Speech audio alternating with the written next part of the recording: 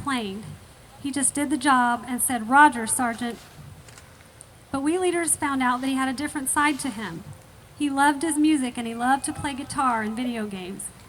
Many times I would go to check on the soldiers in the barracks, and there would be Hunt playing video games or jamming on the guitar.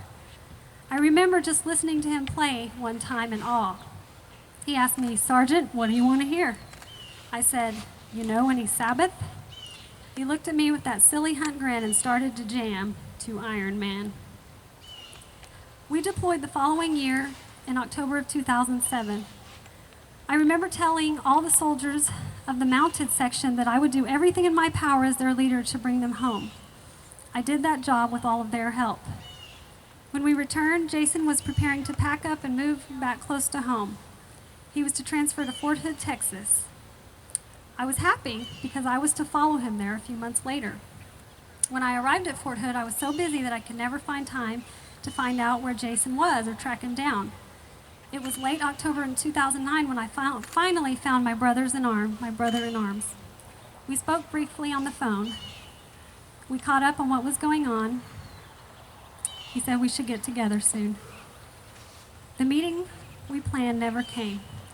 It was November 5th, 2009. I was working at a battle simulation center when we received word that there was a shooting on the base. We locked down the building and turned on the news. It was sketchy at first, and we didn't know what happened. About 2 hours of watching and listening to the local news and not receiving word from the director of the building, we found out that a crazy Army major shot and killed 13 soldiers and civilians. He injured many more. I could hear the sirens, my heart pounded, and I became numb. I just prayed all would be okay. The next day I was driving to work. I received a call on my cell phone from Staff Sergeant Drew Norris, aka Chuck. Here was the way the news was told to me that would forever change me as a man, a leader, and a soldier. Staff Sergeant Norris says, "Where are you? Are you sitting down?" I said, "I'm on my way to work." And he said, "I have some bad news." Hunt was one of the soldiers gone. There was a pause. We made comments back and forth and said we couldn't believe it. I got to the center and walked in, and my fellow comrades could see something was wrong. I told my friend Mike what happened. He said he was sorry and he was there for me like a brother in arms is for each other. A few days later, I was graced to meet the family of one of the best soldiers I had the honor of working with. I met Hunt's family. This family reminded me of my own, a family that comes together and puts differences aside in the time of grief and the time of need. His sister Layla, though younger than me, reminds me of my older sister. I am proud to call her a friend now. We honored Hunt and the 12 others that were injured as we gathered at the memorial service at Fort Hood. I wish I could just have one more day with Jason, Hunt, or JD, whatever way you knew him and remember him. I want to say to him on this special day, happy birthday, buddy. Happy birthday, my brother in arms, forever. Thank you.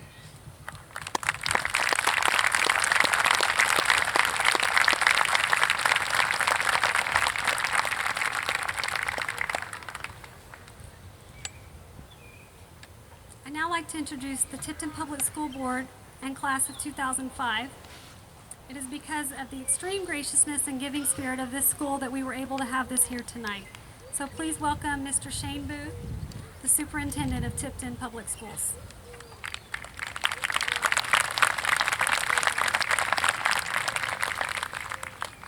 On behalf of the TIPTON Public Schools Board of Education, Administration, faculty, and staff, welcome to beautiful and extremely warm home of the TIPTON Tigers.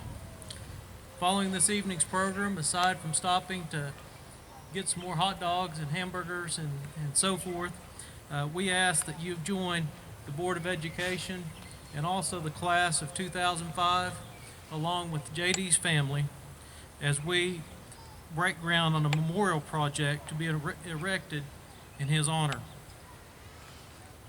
The memorial was a concept and designed and donated by Michael Hall, a 1984 graduate of TIPTON High School and principal of GH2 Architecture with offices in Norman and Tulsa.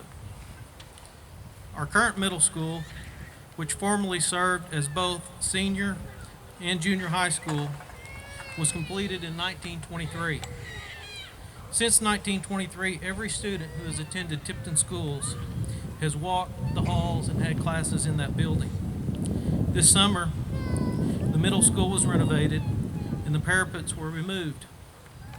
The brick proudly displayed on the parapets in the middle school since 1923 will be the brick used to construct the memorial. As a public school system, our ultimate success are not measured by test scores, but by the accomplishments of our students long after they leave our hallways. Today, we are honored to host the family and friends to celebrate the accomplishments of one of our former students, J.D. Hunt, who left our halls just a few short years ago, but today is known as an American hero. God bless you.